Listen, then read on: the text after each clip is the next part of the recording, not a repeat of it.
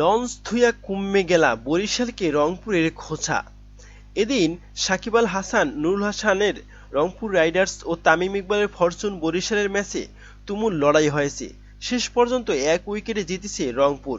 ওই জয়ের পর রংপুর রাইডার্স তাদের ভেরিফাইড ফেসবুক পেজে একটি ফটোকার্ড শেয়ার করেছে, যেখানে লেখা এই মনু লঞ্চ থুইয়া কুম্মে গেলা।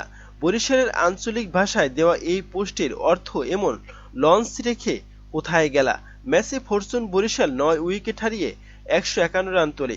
3 উইকেটে 115 রান থেকে আবু হায়দার রনি তোপে ধসে যায় তারা।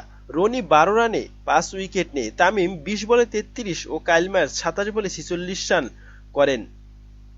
তবে জবাব দিতে নেমে রংপুর ভালো শুরু করে। বেডং কিং 22 বলে 45 রানের ইনিংস খেলেন। সাকিব আল হাসান 15 বলে 29 রানের ঝড়ো ইনিংস দেখান। সেখান থেকে 87 রানে 5 উইকেট হারায় রংপুর। পরে জেমিনি শ্যাম 17 বলে 28 রান করে। প্রোটিয়াস 15 বলে 13 রান করেন। তারপরে 9 উইকেট হারিয়ে হারের শঙ্কায় পড়ে যায় দলটি। কিন্তু সেখান থেকে আবারও তারা ঘুরে দাঁড়ায়। আর ঘুরে দাঁড়ানোর পরেই তারা এই মন্তব্য করে বসে, এই মনু কমে গেলা, লঞ্চ থুইয়া কমে গেলা, এই মনু লঞ্চ থুইয়া কমে গেলা। প্রিয় দর্শক, আসলে এমন মন্তব্য করাটা কতটুকু যুক্তিযুক্ত, এ বিষয়ে আপনাদের মতামত কি জানাতে পারেন কমেন্ট করে কমেন্ট বক্সে। ধন্যবাদ।